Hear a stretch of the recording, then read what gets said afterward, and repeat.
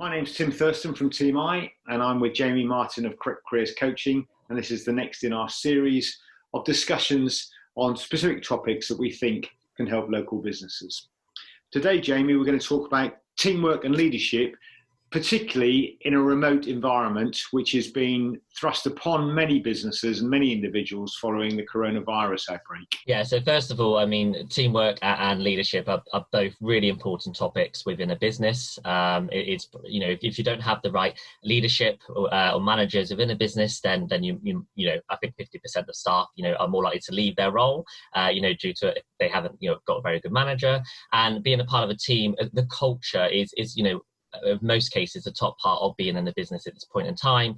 There are various studies that explain this, like Deloitte's, and I think having the team around you more so now than ever is really important. So Tim, do you want to explain a bit about teamwork, what that means, and especially now during social isolation, and what's the application of it?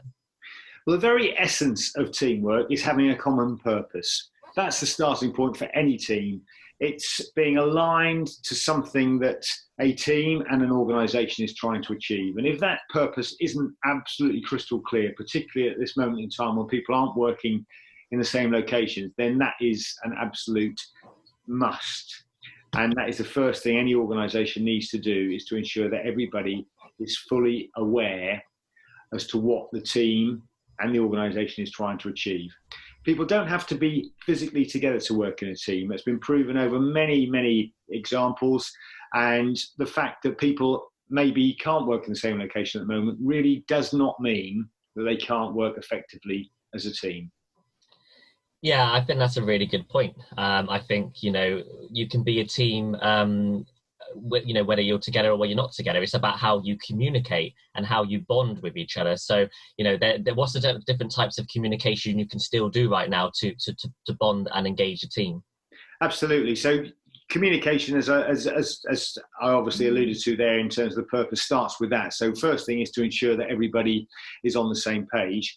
And thereafter, communication needs to be adapted to suit the individuals that are receiving it and passing it on. Remember that with communication, there's no common understanding. It's down to everybody's perception. There's no reality, only perception. So what information that you are communicating to an individual, they may not have exactly the same understanding as you. So consequently, if they're working remotely and you are now only using one dynamic of communication, be it email or even if it's by phone, that will have an effect on how well an individual receives that information and understands it. So using technology, using video calls, for example, aligned and augmented with written communication will help, because the important thing about communication is it is two-way, and that the receiving person needs to have the same perception as the forwarding person for there to be clear communication. So the first thing is,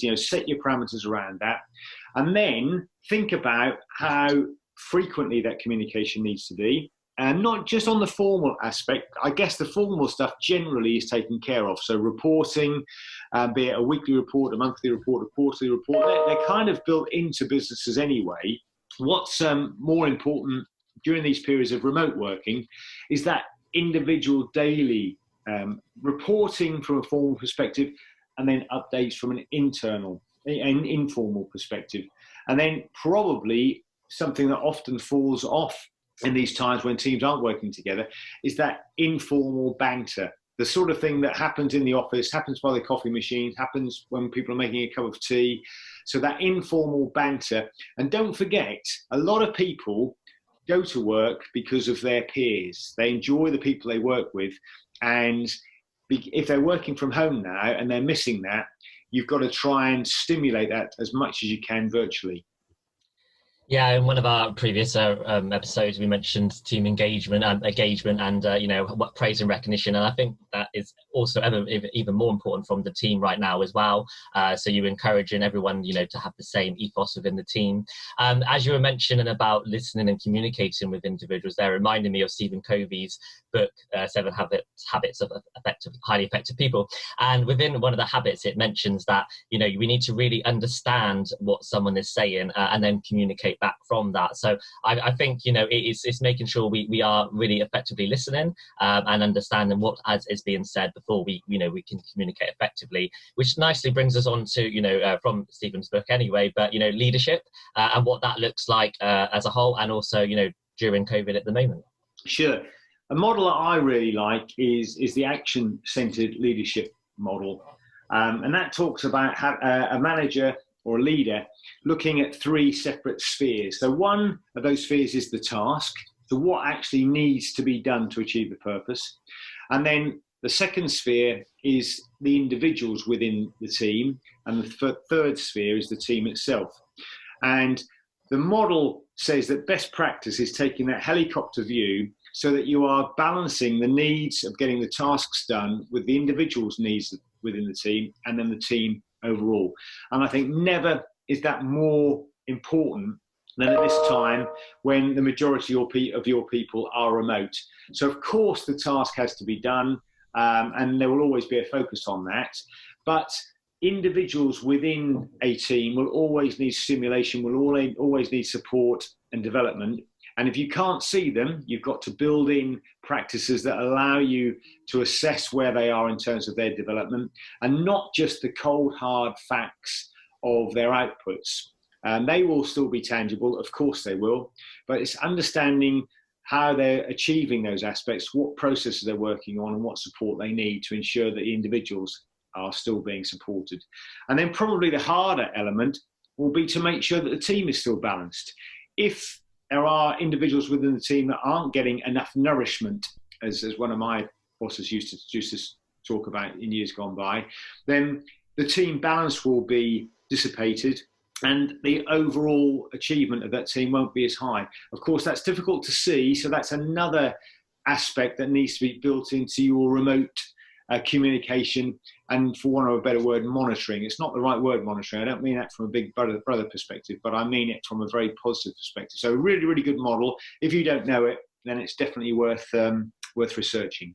There's some great points there, Tim, and I think it's fantastic. The different areas the model speaks about. But not only that, I think process, as we mentioned before, is absolutely vital within a business, and you need to have some way of recording or monitoring information so you can be aware of it and then you can apply it, because a team's going to feel less engaged if they are not aware that action is actually happening to support them. So when we speak about leadership as well, is there any sort of other sort of topics or issues that leaders can identify to support individuals, especially during right now, really? Sure. Well, I think the thing to do at the moment as a leader is to provide information as much as you can to your team so that they can manage themselves as well as they possibly can. There's products on the market now. A company that Jamie, you and I know, called the Team Doctor, have created a whole series of films around engagement and well-being. Okay, they are paid for, but they're very cheap per individual, and that type of product or service I think is going to be absolutely essential going forward, so that individuals can research and be aware that if they're not feeling great, why are they not feeling great? If they feel that there's issues within the organisation, what are those issues? How can they communicate with their management more effectively to ensure that they feel engaged and their well-being is put at the forefront? So teamdoctor.org is definitely a site that's worth checking out. There are many others as well, but I do think preemptive communication, making people aware of the sort of things that may be affecting them when they are working remotely, that you of course can't see because you can't necessarily pick up all the nuances that you would do if they're working in an office. So have regular communication, but also try and augment that with knowledge and information that your team could pick up. Yeah, and just to echo, Team Doctor's application of its preventative solution, it has a really strong benefit for businesses right now. It holds accountability to the employee to actually be self-aware and go and look at these resources to help, with their well-being and improving that, rather than letting it, be impacted to decrease even further or further at all. So to have team doctors sort of solution, it is fantastic, because it educates employees, and then they can take steps of themselves to make sure they are looked after, especially during times of being away from an office such as now. So yeah, no, I completely agree. Any wellbeing solution, especially a preventative one, is absolutely fantastic to have for employers to invest with their employees on. So some top tips then from today's discussion, Tim. How can businesses focus on not only their teamwork but their leadership during remote working? So I think the first thing is communication. Make sure everybody understands the purpose of the team. Give regular updates on progress towards that purpose, focusing on the activities and not necessarily the outputs. Obviously, outputs are important, but the key thing are the activities, the journey towards that purpose. Keep things informal as much as you can. Because you're not communicating as regularly or as easily, there is a tendency to become very, very formal and talk about some hard issues where those softer issues do need to be adhered to and supported as much as possible. Make sure that there's a good mix of praise and recognition, and try and encourage it from peers as well. So try and encourage your team to keep the informal banter going. One of the key drivers of engagement and motivation is praise and recognition from peers. Now, of course, if a team isn't working physically together, then you've got to try and construct a way that they can still share successes and individuals can still join in and celebrate together. Make sure there's a recognition of issues early. So if people aren't engaged, if you fear that some people are struggling a little bit working remotely and their well-being isn't as it should be, then use some of those preventative, preemptive solutions like the team doctor as much as you can. And the final point is make sure that your individuals are fully supported. One of the key issues of engagement, as we've mentioned previously, is technology. And of course, if people are working remotely, their technology is more driven by their home environment. So do make sure that you are supporting your individuals and taking that into account as well as some of the hard outputs and processes that people are working. Great top tips there, Tim. Thanks very much, Jamie.